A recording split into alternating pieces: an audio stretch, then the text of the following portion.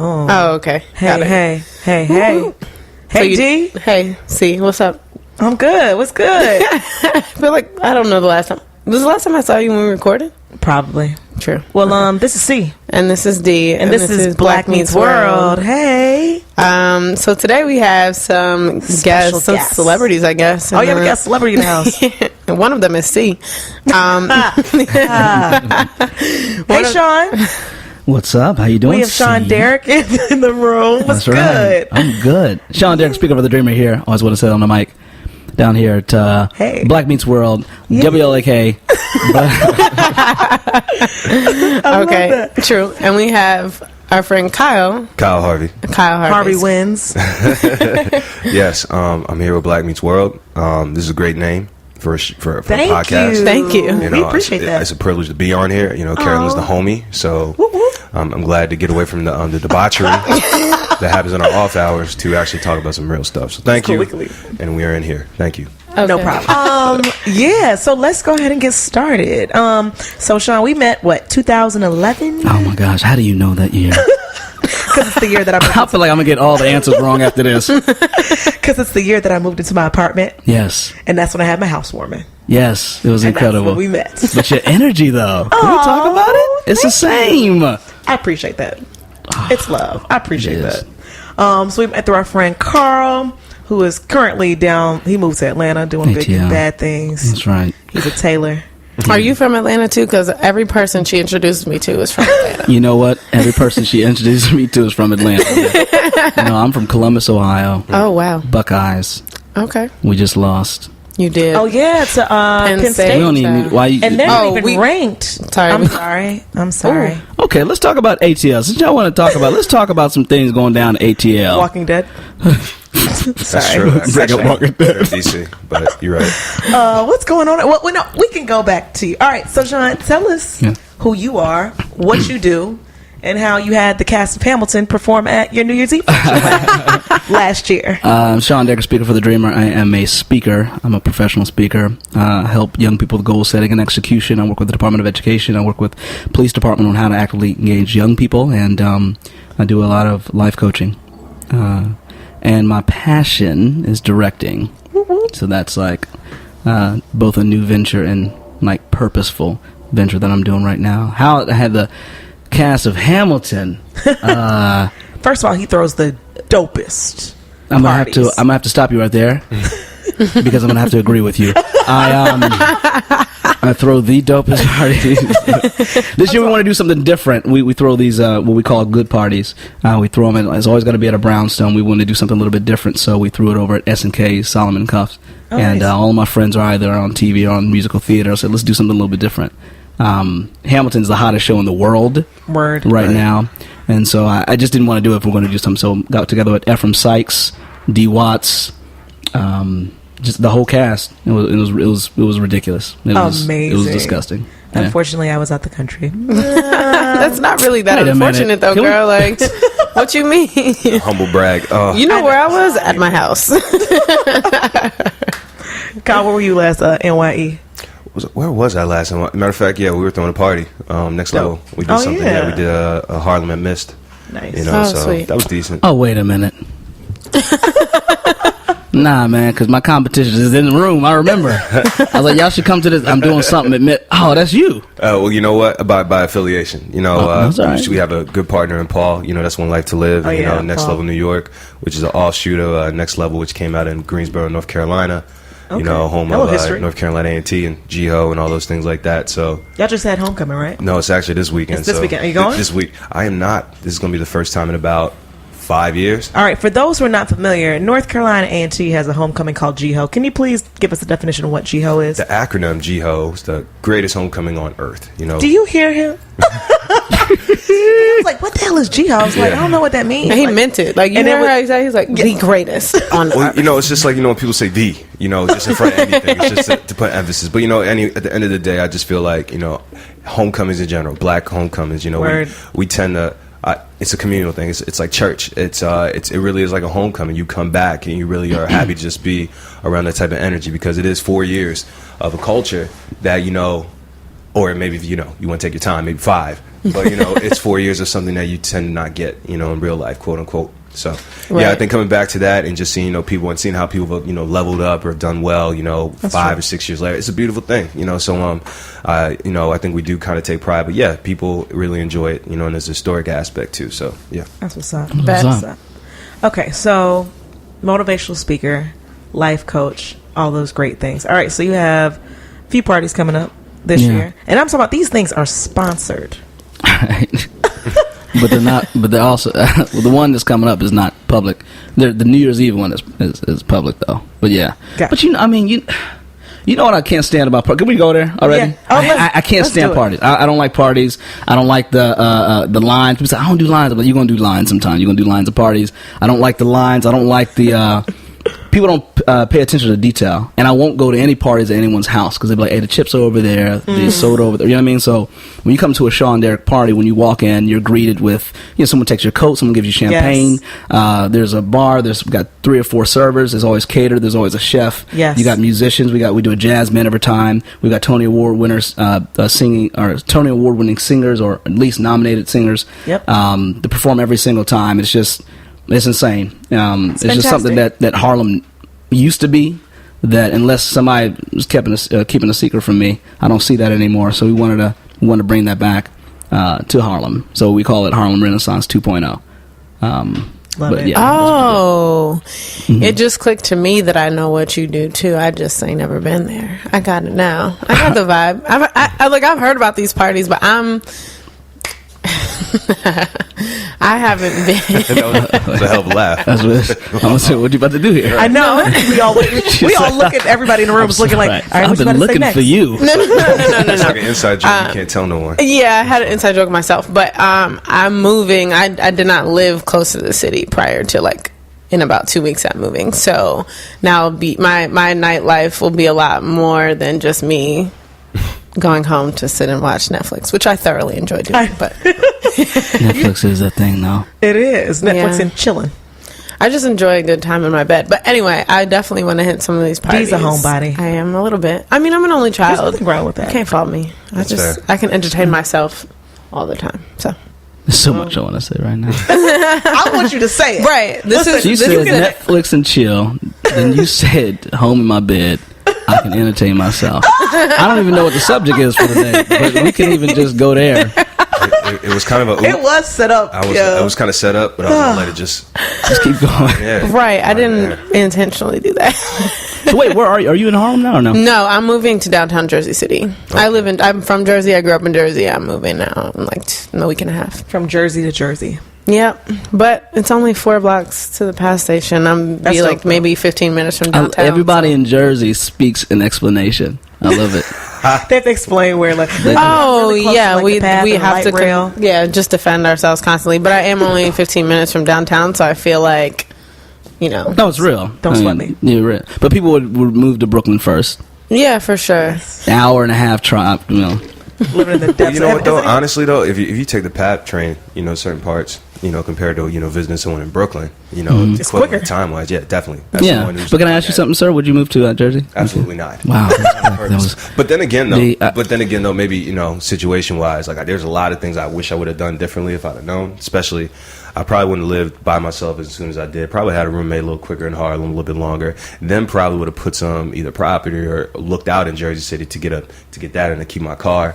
But again, that's like foresight, and you're moving away from the quintessential Harlem experience. I kind of traded that for that, and I don't regret it. No, I think it's migration too. Y'all didn't come from this area. That's true too. Because I also grew up in Jersey, I know that I'm going to get more for my money where I'm moving versus moving to the city. And there's just the other dynamics that I'm worried about. I have a car, so this is also working out. It's perfect for me, but it's not for everybody, and I totally understand.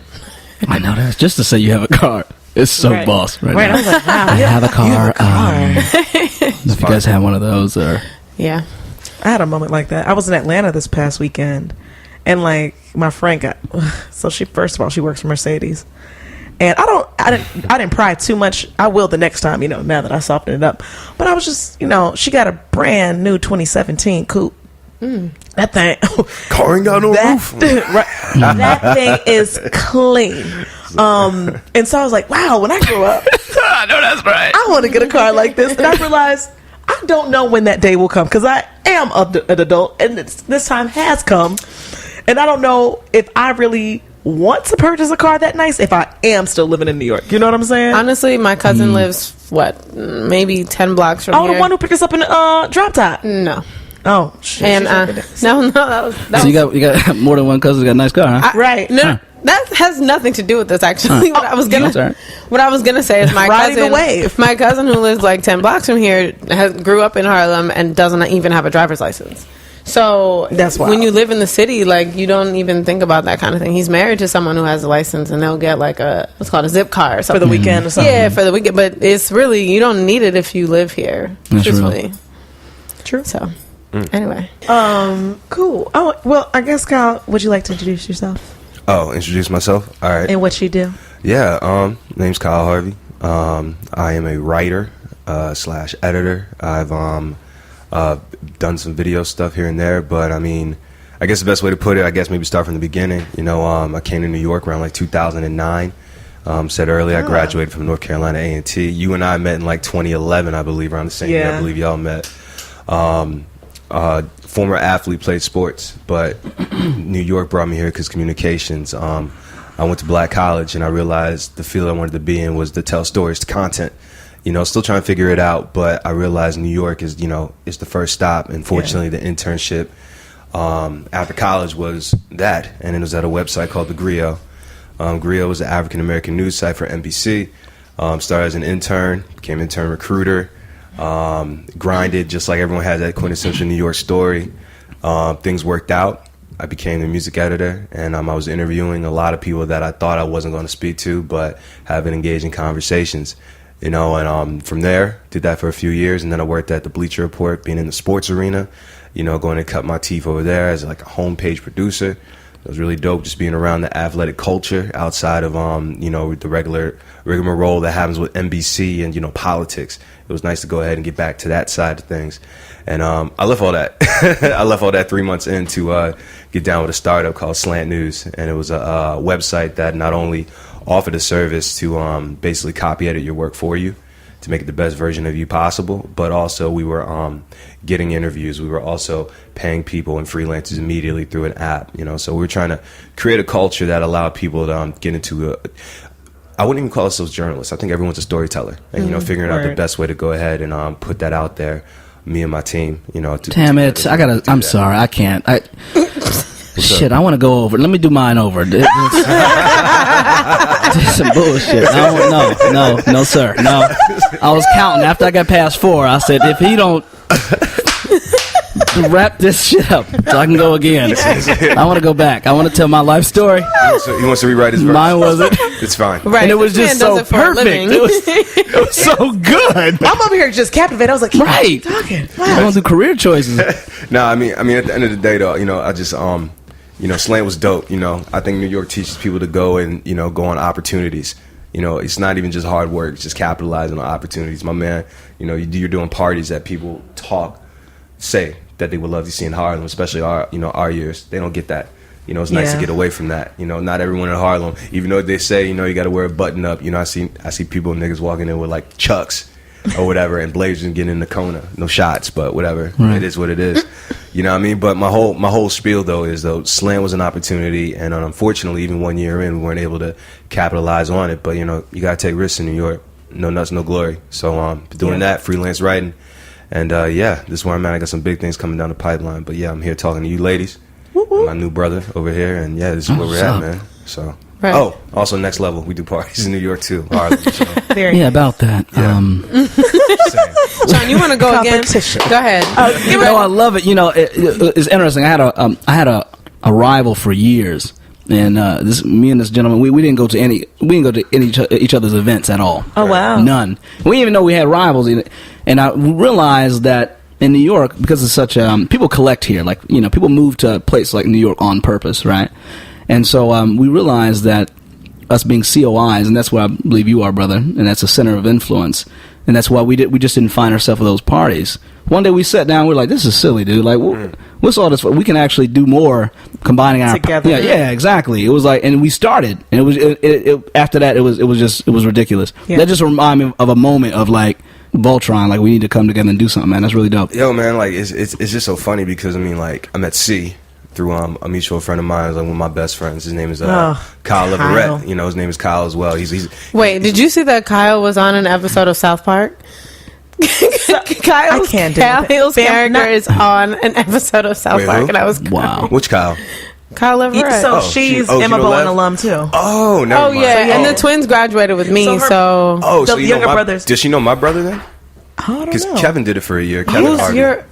Kevin Harvey. Maybe he did Emma Bowen for 1 year. What years was he? He would have been. He graduated from Morehouse 2015. So he was there. He was the same age as the twins. Okay. But he got out before and he did the finance thing. He said it wasn't his way. Yeah, so, you know. I hear you. Yeah, but I can't. It's Family Guy, not. I mean, South Park. Yeah, he was a Family Guy. Family Guy. Yeah, exactly. So yeah, aside from him being a great producer, he's also my boy. He's also a coon on the level. And I was going to say, when he said Kyle Leverett, I was just like a clown. But we love him, but he's a clown. He's a clown. But yeah, man, I think when you get to New York, you know, dope people tend to come together on some energy thing. You were talking about energy earlier. I think energy is so true. You got to have that. You know what I mean? Especially here, so. Right. So I have a question for y'all. What is like the coolest project that you have already worked on and that you've seen to completion, and then the coolest thing that you like have coming up now? Do you want to take it with me? Oh, you got it, bro. Go ahead. Okay, cool. Just recently I have a release of my new hit web series called The Hard Part Show. Hey. And it's just it tackles all the hard parts of going after your dreams. You know what I mean? This is when you for real want to quit. You know what I mean? So it talks. People write in, they ask questions, and I answer it in real time. And so you see it all cut up, and it's just it's vlog style. It's hilarious, and it's doing very, very well. Congratulations! It's every Monday. Thank you so much. Yeah, so when is it? Well, it's every Monday. We just got done with season 1, and a lot of I don't even know what I should say now, but a lot of cool things happen. I was in a deli. So I started getting recognized for the Hard Part Show, which is hilarious because I have a fear of I used to have a fear of cameras, by the way. Oh really? Yeah, like a camera would come on and I would just freeze up. Yo, man, you never know. This is like again, it's reps. You know what I mean? Just getting in front of it is just reps. It's interesting, you know right? I mean? Yeah. A stage, nothing, right? But a camera would freak out. Right. So long story short, I just turned the camera on one day and I started talking and I created the Hard Part Show. So I get people. I know your show. It's kind of cool. Long story short, dude, I was getting a sandwich. I was going to the bodega here on the corner, getting a sandwich, and this guy was like, "The Hard Thought." I was like, "No, that's not. It's not really the show. It's Hard Part, actually." And short, this guy was a buying producer for SNL, right? And wants to sit down with me, which was really, really dope. He said he binge watched every episode, and so up until that point, people were telling me how cool the show was. Up to that point, I wasn't really completely sold on it. Right. So now going into season 2, I realized that the transition has taken place for sure. Amen. And I'm doing less speaking and more filming. So it's really, really cool. That's what's going on. It's too much sauce. Too much sauce. But you tried to start a club. It was a slow. No, we not. I would have met you halfway. Yeah. You guys got sound effects. I'm sure you can layer that up or something. Round of applause. You got it. Awesome. And what's something that you have? So I guess season 2 was that your whole answer? Like yes, I have in my life right now a muse. I have a muse in my life. The lady in my life is just my muse. She causes me to write. She's got so much character in her face. Wow. She's got so much story in her posture. That's beautiful. And so I write all the time. So I've got this film I'm working with her and an incredible gentleman. His name is Christopher Nunes. He sold his first screenplay at like 19, and now he's working with. I probably shouldn't be saying people he's working with right now. I don't even know if the ink is final, but I'll say this. He's good over there. He's great. He's doing very well. He's doing very well, and so we're working on a project that would be featuring her just as I see her. You know what I mean? And not on some I'm doing this for her. I'm trying to make her. No, it's just how I see her. When I hang out with her, the purest content comes out, and I just have to put it down. And beautiful. And his lady is also famous. She's for real famous. I'm neighborhood famous. She's they just came out with a television show that the premiere was Are you talking about Issa Rae? No. I love how you do that. It was just like, wait a minute. No. She that would be dope too. That would be really dope. Shout out to Issa Rae. We never met, but shout out. Listen, I know, right? No, seriously, just shout out. Like she's doing it. Yes. I remember watching, and we gotta come back. But We'll I get to remember watching. Insecure. We'll definitely get to Insecure. I know. But I have to say this though. Go ahead. I remember watching Awkward Black Girl and being like, "Thank you." Like I was like actually saying thank you to the screen. Like, thank you for doing this. Like. This is doper than things that are on TV right now. Like I can watch this. I can't wait for the next one to come out. Right. Yeah, man. I won't get too deep into it, but I feel like shit comes in cycles, right? Like 90s. Boom, sitcoms. You know what I mean? Sitcoms. Bang. Black Renaissance. Yeah. Black Renaissance. Shit's. I mean, literally because the things have been happening in the streets. It's all connected. We even talking the music and how all these guys are the byproduct of that Dropout album. We could talk about that, right? But you can't talk about the things that are happening right now when it comes to even the Birth of the Nations, the Moonlights, the things that are happening with Dear White People. Now it's a series. There's more outlets for people to go ahead and put out these niche like cultural or minority messages, and it can thrive. For every podcast, a dope podcast or something that could be speaking to, you can talk to the D-boys that actually have like Harvard education, law shit, and it can cross-pollinate. And I think it's really interesting to see. And, for you to go ahead and do your thing, and obviously what you girls are doing, it's just like there's room for everyone now. And I feel like you got to take advantage of it because, like, shit, it's hot. Like fucking Luke Cage.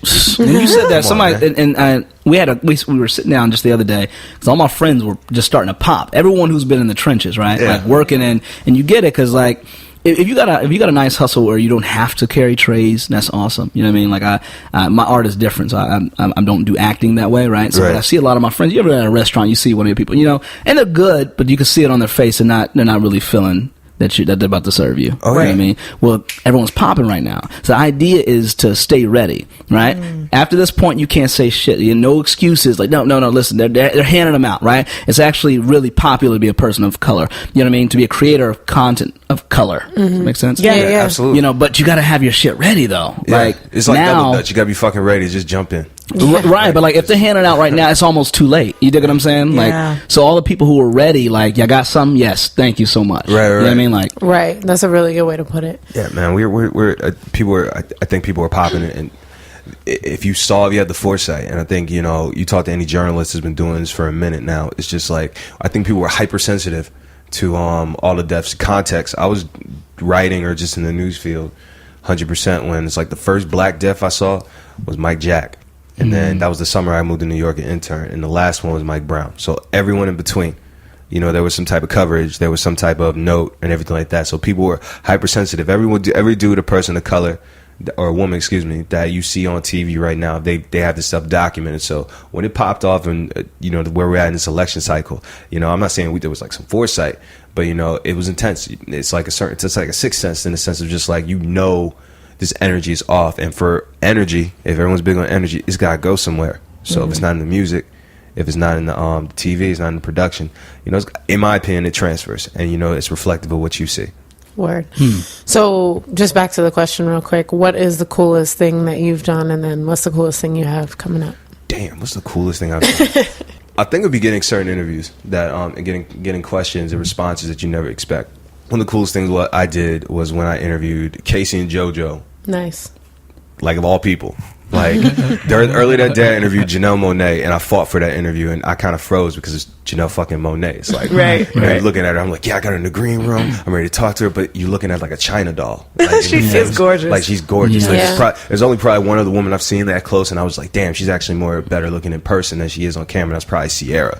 And but yeah, so like Janelle was cool, but then later on in the day I was like, all right, got that out of the way. This was hard, but let's talk to Casey and JoJo. I'm a huge fan of Jodeci. Ooh, yeah. You know what I mean? And like I think visiting them in certain aspects of your life, you get more things. We from grew up Jodeci. on them. Yeah, that was like a quintessential part of like being like a young black kid in America. Like everybody can jam to that. I felt right like when I was in like third grade that All My Life was going to be my wedding song. Like I remember actively. All my life. I was gonna, and I just ended up in harmony. We're gonna talk after this, right? Look, this might be still be top 5. You don't know yet. Right. So, but Casey and JoJo was interesting too because like I went to school in the South, North Carolina. They're from Charlotte. So there's that connection. And just one time I saw Casey was trashed at a club and he was singing, and I thought they were just playing, this is a nice Jodeci. He said, no, it was Casey with his shirt off. That nigga over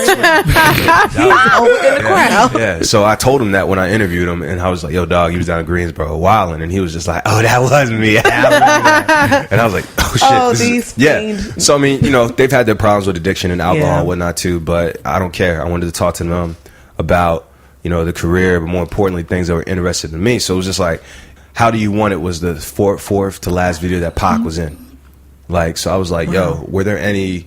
And it was literally the anniversary of his death that day I was talking to them. Wow. So I was just like, yo, is there, you know, any thoughts or anything about Pac that people don't know? And then they were just like, yo, you know, and they got into a story that got so emotional for them that they were, like, they had to turn the camera off because they were talking about how, like, Pac was on set for them for one of their music videos. On their music videos, a bunch of flammable material and Pac smoking weed. Like, and the director's like, yo, get the fuck, what the fuck are you doing? But he's Pac, so, you know, he's wild and he's out here. This is Death Row Pac. You know what I mean? This ain't changes. You know what I mean? So, just hit him up. You know what I mean? And then, so then they push him back in the case, did Jodeci's trailer, and they're watching the outtakes of the video, the preview of the video he just shot.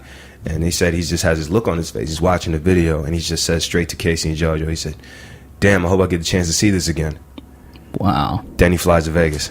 What? And then they were like, no one knows it, but we're actually going to fly out with them. We'd have been in that car, too. And I was like, damn, I didn't even know that. So I always got a kick into that stuff because it's just like those stories, they're nuanced enough where it connects like older people to younger generation. You got to talk about that. So that was dope. Jesus. And then at Slant, you know, briefly, we did this thing called the Black History Society where we were talking about, you know, millennial trailblazers and people that were out here doing their thing. So, you know, we had a collection of like not only just baseline, you know, testimonial statements, but, you know, good interviews. You know, we had Wesley Lowery. We got Jamil Lemieux, you know, over at Ebony at the time. We had Lily Workniff. You know, she's you know, she worked with me at the Griot fam, but, you know, she's running HuffPo Black Voices, and she was doing all this East African. Yeah, East From African. Atlanta. Absolutely. Okay. Yeah, you know. I know who that is. Absolutely. You know, that's the homie. And, you know, but more importantly, though, you know, she's leading a conversation that, you know, is a very enviable position. Yeah. You know what I mean? So I think I enjoyed that aspect too because I'm telling stories, and also Kaz Fumide, real life Kaz on Twitter, who runs the Stash, and he's affiliated with the Henny Palooza brothers, who are doing, you know, a very great party thing too. So it was nice talking to people that were, you know, I see as my peers, but also ones that I know we're gonna be having a conversation with some dope ass, you know, black folk in the next 5+ years, and you know, it's a privilege to talk about that. So I like that. That's what's up. This has been really dope. Damn, that was dope. Yo, we're going to talk after this. Yeah, I was like, please, absolutely, because there's some projects, and like I think it's really dope because we're all, I think, you know, early 30s, 20s. You ever think about this though too? My mentor used to tell me this. He used to show me these pictures. It was like all of these, like, you know what I'm saying, celebs, but he's like, nah, we were in the pocket together, right? So, you know, we were nobodies together. Right, it's kind of like the Dungeon Family, right? They all go out, and they would all be in the same neighborhood. Well, it's Renaissance. Same Shout out thing. to Dungeon Family. Yes, Atlanta. Well, yeah, you know, I had to do it real quick. But no, I mean, the block we're on. You know what I'm saying? Yeah. You know, Strutters and Strivers Row, right? There's so much that came out of this area alone. Yeah. So I feel like it's Harlem. It's going to be the same way with Harlem. Not just Harlem, right? But just the pocket of people who are moving here in New York and doing something on purpose. It's popping because it's like, you know, I am not a New York nigga, but I'll be the first one to say, though, it's just like, I respect that. You know, I'm on the East Side now. So it's just like coming up and, you know, interviewing people and talking and the music scene out here. You know, I love seeing like these Harlem cats like Dave East. I like, you know, I like Davies. Austin Mills, you know, he's a well-known DJ, does any blues. He's been featuring a lot of stuff, but you know, obviously you got Bodega Bams and you know, it's here, and it's just like we have to make sure not only to acknowledge it, but because we're in this neighborhood, and also more the fact that, you know, we understand because we don't have a New York perspective. We can see where this could thrive at somewhere else. You know, I think camaraderie is the key, and that's I think that's the goal. You know, now especially, I can honestly say my career and just, I guess, energy-wise, just in general, it's just like it's so much more cost-effective, you know, to fuck with my peers and the ones that have been, you know, just rocking with me, you know, from jump. You don't even know it. You just got to have that conversation. Yeah. You know what I mean? It's interesting time, man. Just be very thankful because not be here in Harlem. Yeah, honestly, I feel like we went through that. Like when we first started the podcast, we weren't really utilizing the network that we had around us. And now you gotta deprogram yourself, right? Like, how do I ask my people that I know you do dope things, but right? You know, it's once you cross it though, I mean, it's a beautiful thing. Like, that's the thing. Like, I think what's beautiful about, and I feel like I've known y'all for like when I first moved to New York and I started grinding, and I was and we were all young, you know what I mean? And it's like amazing now to see like where we have come, but also just like we don't get moments enough like this where we can sit down and know what's going on in each other's lives intimately, and like know what you're working on, and know where, you know, what else you have, like, and in know the what mix. you're worth. I don't want to preach before I get out of here, but I'm going to. Hello, we ready. No, it's something to be said to use your friends to what I call the highest purpose, right? So you take a flashlight. You pretty handy, right? You probably like you fix something, right? Oh no, actually my girl does it. She can shout out. But I'm here. So you take a flashlight, right? You take a flashlight, right? If you look at a Craftsman's flashlight, right? It's so durable that it can hammer a nail, right? But it's not the highest purpose of the flashlight. The highest purpose of the flashlight is do what? Just flashlight, right? Right. Well, since we're on the subject, right, you can take a hammer. It'd be a hell of a paperweight, but it's not the highest purpose, right? It's to hammer a nail. So when you take friends who are dope, who are writers, who are attorneys, and all you want to do is go have a beer with them, like, you are wasting what they're there for. And we moved to New York for a reason. Such a transient city. I'm from Columbus, Ohio originally, right? So I lived here for 5-6 years without utilizing any of my friends. You know what I'm saying? Being in an area, people would die with, you know what I'm saying, or pay tons of money to have the close contact that we have, you know what I'm saying? And if you really want to make impact, you got to make contact. Well, we already have contact, but we just haven't really been using it. Like, so it's so funny what I was saying about my mentor. Like, people come up and then you're like, oh, this person's in this camp, in that camp, in that camp. Like, yeah, they're in the same and they're in close proximity. They just start talking to each other for real. Like, okay, real quick, I need someone to look over my paper. Oh, I need a patent. I need this. You know, I need a writer. And it's so simple because we do it anyway. You know, we had it's like having back home at church. You had your own economy. You're like, Brother Jones is going to come over and fix our sink. You know, but it exists here in the neighborhood, and I kind of got wrapped up on. I loved saying I'm from New York. You know, they read it in your bio, all the way from New York City. Yeah. But what does that mean for me? Right. Not for them. They get me. You know what I'm saying? But what does that mean for me being here? Who am I reaching out to? Man, you gotta fuck up a lot, man. When I was first down, and every New York story, there was the point you get kicked out of an apartment, whatever. I had that. Shit, that happened to me. I did too. Damn, really? I did too. Oh my gosh. Dude wild out. I'm not gonna lie. I remember how I got kicked out. I felt it, to this day. I felt it was worth it. Fuck it. Like, I feel like it is too. You know, I cursed. Like, anyway. You're not gonna, like, after Hurricane Sandy. I know your situation. Your mailbox is probably floating somewhere in Coney Island. I'm making sure to line up with you. You tell me in a certain way that no man should be speaking to me in a way where it's just like, yo, I just need that effing money, bang, and bang on me. You don't do that. So when I call you back and I'm like, hey, listen, we've never had a problem. Rent's always been a time. I just don't appreciate the way we had that interaction right there. That's not what we do. We've never had that. And I just want to make sure going forward, oh, well, you got 30 days. Bang. I remember that. Yeah, you remember. Wow. Yeah, so... It was crunch lit. time, man. What is that? And how do we all have I'm not saying the same story, but I got kicked out of my, you know, when I got kicked out of mine, you know what movie was out? What? Pursuit of Happiness. Now listen, this is some shit. That was what, 2009? 2008, 2009. Well, no, 2007. 2007. Yeah, 2007. Check this out. Oh my gosh. So, wow. I remember this. This guy moves his wife into my apartment. I'm sorry. They're separated. They were separated. I don't know if it was a divorce, but you know what I mean. Like, I think she needed places. They didn't ask me. I came home one day and she was there. Wait. And this was your roommate. This is no. This is my apartment. But he was. I got a dope ass deal from the super. Okay. You know what I'm saying? So I was paying like $600 for my own place. It was in the Bronx, mind you, but it was in my own place. You know what I'm saying? It was $600 anyway. One bedroom? It was a long way to the train, huh? One bedroom?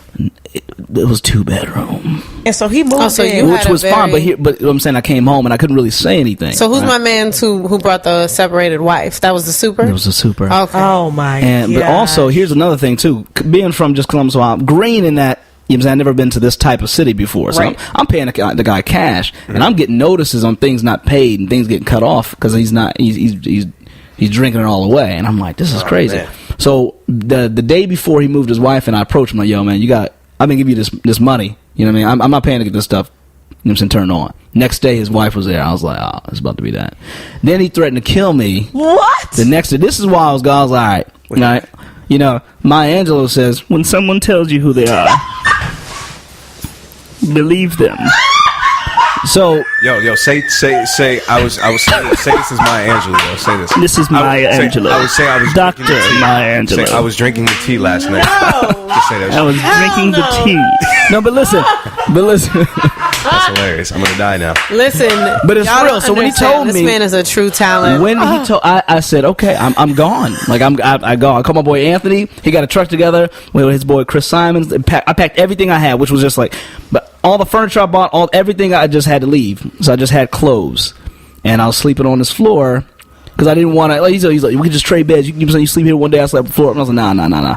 I want to feel it. So I was on the floor, and that damn movie came out, y'all. I was in the movie theater, y'all. Y'all know that part where he in the bathroom, yes. Pursuit of Happiness, trying to keep the door closed. Oh, yeah. Man, I was crying right with him. I'm like, you got it, man. Come on, Chris Gardner, you got it. Just a little bit. And when he went to that end scene where he's crying or clapping at the end, I was like, I can get through this. Yeah. And that's when I got my place around the corner. Beautiful. It just opened up. I'm sorry. I'm never still know what people crying go through from my What? I'm trying. I don't think you understand what me and yo, I legitimately just fell out on his floor and was laughing hysterically. I didn't see it coming at all. Like oh gosh, that was so good. It was just one more time. So easily done. You flowed through it so quickly. That was Thank you. That's but you know what? Oh my God. It's one of those things that like you get so uncomfortable where it forces you to get outside of your comfort zone and do something you would not normally I just had that do. today. I was like, I would try to set my day. I'm like, you know what? I'm gonna go work out, which I did. I was like, all right, I'm gonna go. First thing in the morning. I love when the sun rises, go near Central Park, all that. I feel great. Come back. Why is my electric? I have no problem saying this. Why is my electric off? What? I was like, okay, I paid at the top of the month, so why is it off? And then Con Ed, what's up? Yeah, Con Ed was like, oh, well, we did a previous agreement, and that was, we charge you off the difference of the second agreement we made. I was like, so you guys changed the agreement on me, and what do I need? She said, oh, you need to make this today. I'm like, all right. So hustle time. Right. Who do I need to hit? What needs to go down? Who do I need to call? Wow. Activate my powers, or blah blah blah. And it could be a very humbling thing. My because food is spoiling. Yeah, you know what I'm saying? So I was just like, look, this is what I got. This is where I'm at. What needs to happen right now? Oh, well, no, I need this price. Because discomfort, pressure makes diamonds. Dude, it's true. But it's true. Yeah, you know what I mean? Is that legal to be without electricity? It kind of, dog. Well, go ahead, bro. I was saying there's a lot of things that happen that aren't legal right now, but that's the guy who was trying to change the locks on me next day, so I had to bring the cops to get my stuff back. By the way, but that's not legal either. You know what I'm saying? But the cops, they were afraid to go in. He's like, "Where's your warrant?" I was like, "Yep." Y'all got the uniform on and guns. Come on, guys. Y'all can go in. They were like, not. I was like, is this guy I should be afraid of? Anyway, but something about the pressure thing you said. I recently got back cool with a friend of mine. We had a ridiculous falling out that had nothing to do with us. You ever had one of those? Yeah. And it's like, this person said it, you know what I mean? The person who started the shit ain't even around anymore. Yeah, so much fuck shit in Harlem, dog. It's like, it's the smallest black house in life. But this is in life, because this is somebody I grew up with, best friend since 4th grade, right? And long story short, I put something actually on Instagram about like how we got cool again. I saw that, yes. Yeah, where I was meeting his son and that. Yeah. So this guy, when I tell you, he just collects no's. Like, this dude has been wanting to be financially free. Like, more accurately, he's been wanting to be rich since we were in 5th grade. We started a candy store together, everything. You know what I'm saying? Well, now he's done it. He's done it. He's I'm not going to mention him, but he just closed on his first mansion. 23-car garage. Jesus. In Houston. How many? I'm sorry, you said 23-car garage. I got pictures. Bentleys and Hummers. Little daddy, we bout. I know, but you know what's so you were funny? saying 23 rooms. His Hummers make me laugh because I got into a Phantom the first Hummer. I laugh at it. Phantom. I'd never been in a Phantom ever in my life. I had a driver when I was down in Houston, and it's not to impress you, it's to impress upon you at this point, right? He said to me when I was trying to figure out if I wanted to really do the Hard Part show, like really, he said, "I know you're afraid of cameras, but you belong on TV, right?" So you gotta lean into that. You gotta stretch. I said, I'm gonna stretch. He said, no, listen to me. You don't have enough areas where you're stretching in your life right now. You know what I'm saying? Like that uncomfortable. And my mentor backed him up and said, if you're currently not experiencing growing pains, you probably aren't growing, right? So like that's what it is. We get comfortable, and I like my place now, but I can tell you right now, I can look you and I see. That was close. I gotta use private ninja. How can I be myself? Y'all can be. I be snitching, dog. It's cool. You did. I heard it earlier. They're gonna edit that right out. Right. But I'm looking at my place, and I can go. Okay, I can say goodbye to it. I can say goodbye to it. And he has a beautiful place. It's really cool, right? But I can say goodbye to it because if I stop now, that's as far as I get, right? I don't matter how dope your situation is, if I stop right now, that is it. You know what I mean? And so me and the lady have actually been talking about it. If we're gonna go ahead and make this move out west, is we got to leave a lot of these comforts. You know what I mean? Don't think you made it because you're comfortable. Like that's here. You know what I mean? And anyway. That hit home with me, man. Well, you said, I think, like, something that applies, I think, in all areas of life is, like, if you're not getting negative feedback, if you're not getting criticism, you're not taking enough risks. So you ain't got no haters. Yeah. So, I mean, at work, I've been in my job for a little over 2 years, and I've just been saying to people, like, my boss, he's amazing. I would hate to work for anyone else, but he never gives me feedback. Like, I always ask him, what could I be doing better? Like, how can I be doing more? And someone was just like, you need to start fucking up in your job so that he can tell you what to do better and get you to the next level. Like, he was just like, go back. No, you can't just go back. Because I've never heard that before. What do you mean, fucking up? Or like in a good way? Taking risks, right? No, taking risks. Okay. So, like, doing things you wouldn't normally do outside of your comfort zone. Stop asking permission for things and stop worrying about, is this okay? And then when he gives you that feedback afterwards, it'll help you grow in yourself, in your role, and to the next level. So it was, to your point, like, that's dope. That's life, but in all aspects of it. And you know what, though? It's so dope, too, because, I mean, like, again, came here, like, 2009. I had a girl, my old girlfriend, ex-girlfriend, college girlfriend, she's from Oakland. And the cool thing about it, I think, the shit they said on Issa Rae Insecure, all college girls love Drake. She said it so sincere. It's like, well, we really do. Yeah. And she put me on to Drake, and I was like, oh, this dude's whack. But then I listened to it like one time away from her, and I was like, yo. This dude's fire. Drake is fire. Because just like Kanye and Drake, it's really dope when I hear like my favorite artists. And you throw Kendrick, you probably throw Cole in there too. They got anthem music, anthem rap, where it's like I can literally get behind that shit. Like, you said the thing, or maybe reminded when it's a common thing, but don't ask for permission, ask for forgiveness. That was the shit that was like the soundtrack to the shit of me coming to New York. Like, it was like I need to hear this every day. Like Drake, J. Cole. I mean, no, matter of fact, Hove's Blueprint 3. Like, those are like, there needs to be an episode or something where we need to talk about the soundtrack to our lives. Oh, that needs to happen. And that's perfect because we can name it the soundtrack to my life. You talking about 96? That's like 96. That's Bone Thugs. That's Lauryn Hill. That's like the shit where that's 96 Pac. Olympics. Yeah, you know what I mean? Like that's like when Pac for the year he died. That was dope. You remind me of Brown Sugar when they were talking about that. Oh yeah. I don't know how. That shit was tough. That's my favorite movie. You know what I mean? Brown Sugar. When did you first fall in love with it? Can I tell you how I'm in love with a friend of mine? I thought that was our movie. I ain't know she didn't feel the same way. We were watching that movie. I'm like, did you hit her with the yes, no, maybe boxes? Man, we used to sit on that bench. Oh no! I'm not even kidding. That same bench, Fort Green, right there, that park up there. Yeah. We used to sit on a bench, and we watch. I'm like, you like that? You test somebody just say, oh, you like that? You like that movie too? Oh, you like this too? Making stories up in your head. Yes. She wouldn't think about me. Oh, no, absolutely not. Sometimes you get kicked in the face. You got to get kicked in the face in New York with some of these chicks. Oh man. Yeah. Oh, I'm gonna give my quick story on. You got to take your L's. Gather your L's. Y'all sound perfectly happy now, though. Yeah, you got it. I mean, you got to take these L's. I'm trying to tell you, man. Hopefully, you're not going to live failure's in not fatal. uncomfortability. Failure's not fatal. So, my story of getting kicked out, I was living in an apartment. Green. I've been less than a year in New York, right? I moved from Atlanta, and that's a whole other story. I'll tell you, I moved later. So, I was living in Jersey City. Moved from Jersey City because I got sick and tired of, like, commuting. And I moved to Harlem. Live right here by the Harlem Public. 149th and Broadway, right?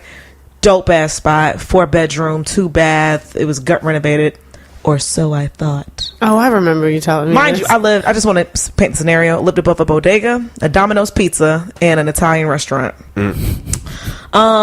one day I go in the kitchen and I like at the corner of my eye, I see something move. And I was like, I know. oh, that was kind of weird. Go back like a week later and I see not even a mouse, because I learned that there's a difference between a mouse and a rat. Mm-hmm. Did not know that until I moved to New York. Welcome to New York. They York. are two different breeds of animal. I saw a rat. I'm talking about this motherfucker looked like a goddamn small dog. It actually looked like a wiener dog. Like, you know how it's like a solid like center? Yo, it was huge. And it had some girth to it. It had girth to it. It was sturdy. It did. It was sturdy and it looked disgusting. That's disgusting. So that was the first, mind you, never in my life lived in a place that had rodents. So fast forward, me and my roommate are in the kitchen. We hear something in the wall. Scratching. No. So we're like, today is canceled. What the fuck? No. So a week later, we all of a sudden have this like pungent smell coming out of that same area of the wall. So we're like, oh, obviously the motherfucker died in the wall. Oh my gosh. Or killed somebody in the motherfucker. Right. Or like it's harboring other things to eat up there. Like something ain't adding up. Something nasty is happening. I don't know about it. So what do? We call our super, right? You know what they tell us? Oh, mind you, they've been giving us issues. Oh, also, I'm new to New York. I'm moving with a girl who did not tell me that she had sued her previous landlord. So 2 weeks before we were supposed to move in, I had taken off work, had set up movers, everything. We get a call from the company saying, oh, you haven't been approved. If you would like to move in, you need to pay 6 months up front of rent. Wow. Who has $15,000 of disposable income my man with 23 just sitting in their account, right? So only reason I was able to even save all of it, because it was 4-bedroom, it was 4 of us, I still had my student loans sitting in my account because my mom and dad couldn't afford to bring me up here. So I just kept it in my account for an emergency fund, and I was like, yo, I can at least pay it all back or pay it soon. So I had a crazy amount of money just sitting in my account that I was going to pay back. But if it wasn't for that, I would have been stranded looking for an apartment within a 2-week time frame, because I would have been homeless.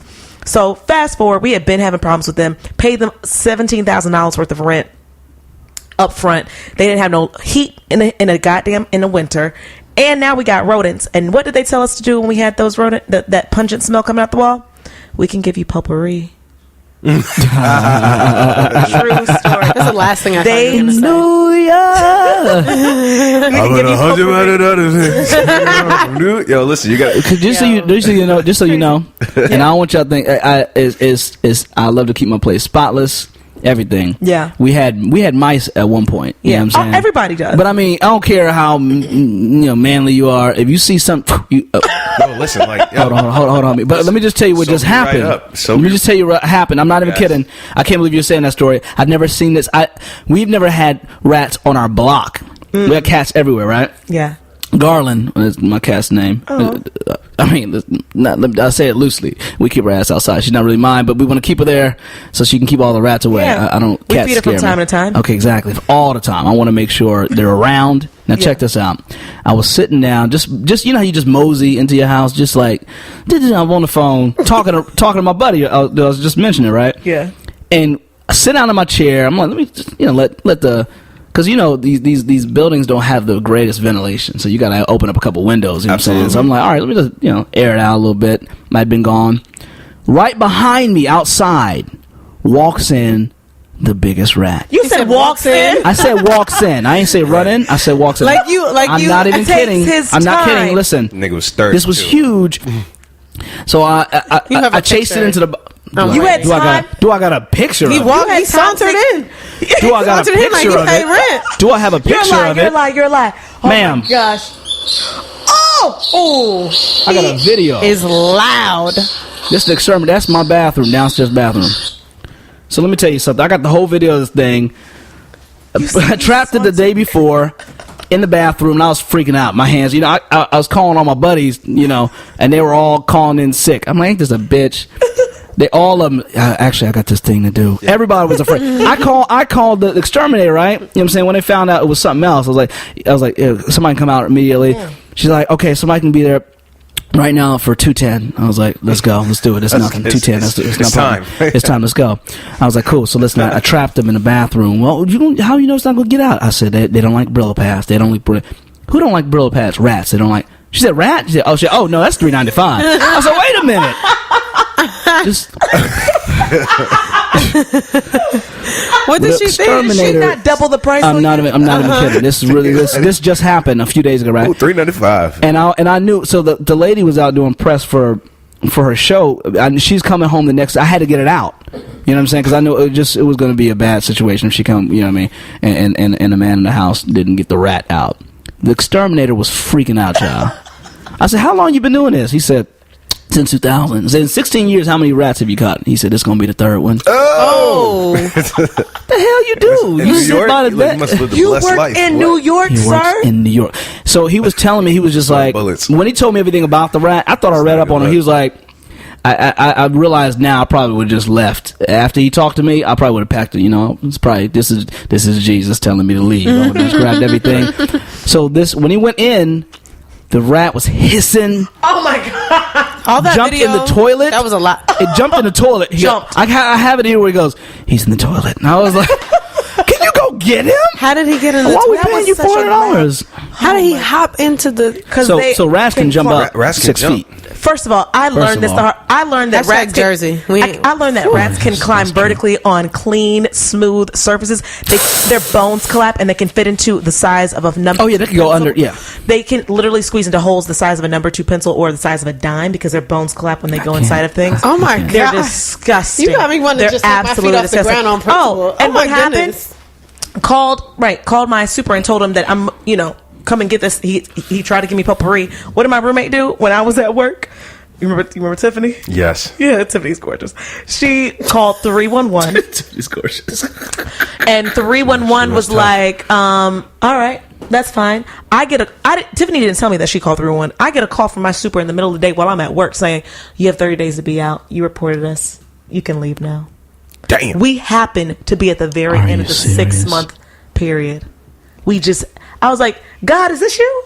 Is this you telling?" It lined up perfectly. 6 months, it just turned July. And they decided, 30 days. It was the day after 4th of July. I'll never forget. And so, that happened. And now I live in my huge apartment that I'm in now. I like that apartment. It's just always going up. You gotta have a New York story, man. Like, I remember when I moved into my first apartment, I had no New York. I was happy, like, yeah, got a job. I found some roommates. They're cool. You know what I mean? Nice place. Yeah. Move all my shit in.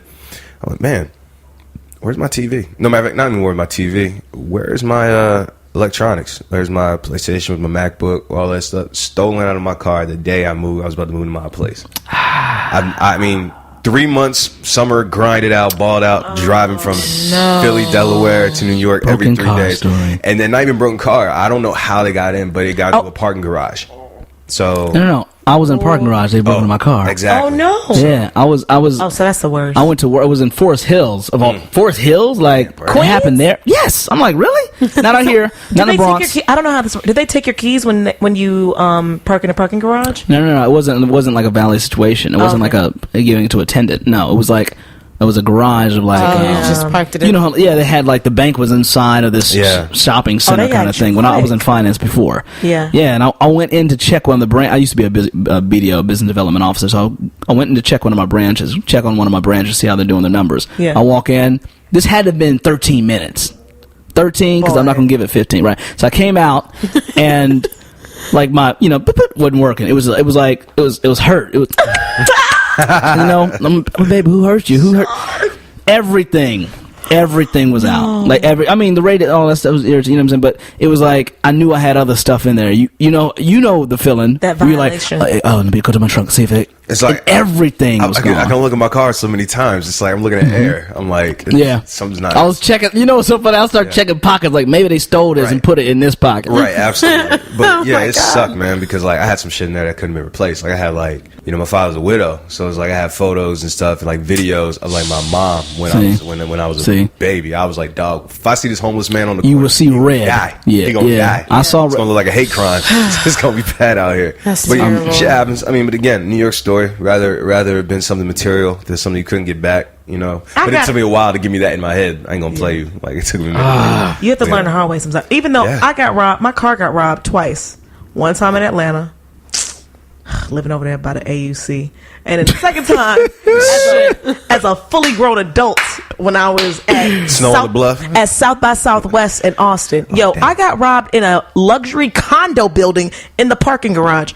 Mind you, this is like I'm catching a flight early in the morning going straight to work. So this is a Monday morning at maybe 4 a.m. They got you at South by? Yeah, it was at South. That was on my personal tip. Yeah, it was dope. I was at it was my cousin's house. She had a gorgeous condo. So I'm packing all my stuff in the car and I'm taking my good time. It's I remember you telling me this. It was a bad day. Oh, I'm packing all my shit in the car. Mind you, I had just finished laundry. I didn't even sleep. Did laundry all night. Packed all in my suitcase, nice and good. I was fresh that weekend. I had my gold necklace from Rio. I had both of my watches. I remember it was my birthday around that time. March. Everyone was in South by here, and I was in Miami. It was a great goddamn time. I had everything in there. My laptop from work, my cell phone. There was only one thing. I don't know what told me just keep my purse around my body. So I went in to go grab 2 things, and you're in the parking garage. Sometimes it's funny because I felt like a presence behind me when I was putting stuff in the car, but I didn't think anything of it. And when I was going in between the buildings to go back in my cousin's crib, I was like, oh, let me hit the beep beep to lock the car. Boop, boop. And I didn't hear it, but I just kept on my way. I was in the crib minimally 4 minutes. Come back out, trunk wide open. Yep. Yo, when I tell you the most upset feeling in life is get on a goddamn plane with no bags. I'm talking about just empty-handed. I'm talking about straight empty-handed. Ooh, I was mad. I was definitely mad. But that's the worst. So, Shaun's a real celebrity, and he has some places to be. Places to go, people to see. If there's anything you want to plug before you head out, feel free. Yes. If you are on Facebook, please check out The Hard Part Show. It's The Hard Part Show. Monday motivation for the anti-morning person. Check it out. Get your inspiration on. More importantly, really ask yourself the question, if you could only do one thing before you leave here, only one thing, you had to pick it, what would it be? And then see if that lines up with anything that you're working on in your life. And I'm so glad you guys actually had me here. I hate interviews. I hate anything that resembles interviews. So this is another thing I'm pushing into. Oh, real quick. I just got back from Ibiza because I used to be afraid of water. I went to a beach every single day, twice a day. Oh, got over my fear of water. Apparently got over my fear of rats most recently. And there's a lot of listen, man, this is the year I'm not playing. See? I'm not playing. So weird having to call you that. I know. I'm playing C. Sorry. Listen, that's all right. It's all right. So thank you so much for having it. So thehardpartshow.com. I want to plug also Dirk Gently's Holistic Detective Agency. Comes on BBC. I'd like to plug Ricardo's real quick because that's where we about to go for this business dinner. Have you been there yet? I haven't been. I know it's by your crib. It's on the block. That's where I've been once, but I haven't had dinner or nothing like that yet. That's where I'm. That's what I mean. It's not more important than y'all. I got you. Put on my coat. But, if you got to get the food, get the bass with the. That's what I'm gonna get. That's it. Bass with mashed potatoes. The mussels and the mussel joints. You Gucci after that. If you want the most incredible, it has nothing to do with food now. But y'all look at me like I'm a chicken bone. The most incredible speaker you ever have for your young people and/or young adults. Book Shaun Derik. That's Shaun Derik. ShaunDerik. I love Speaker it. for the Dreamer. I've graced many stages, 500,000 young people in my career, and I can say this firmly: this is my last year as a professional speaker. Oh, drops the headphones. I'm not kidding. I'm not kidding. The last year of professional speaking and going full fledged into directing and event planning. Hey man. Don't be good, my nigga. Be great. I love it. All right, well, Shaun had to dip out, and I think this is actually a good time to wrap this one up. This is a good episode, D. We told a lot of good stories. I loved hearing how y'all just got kicked out of apartments.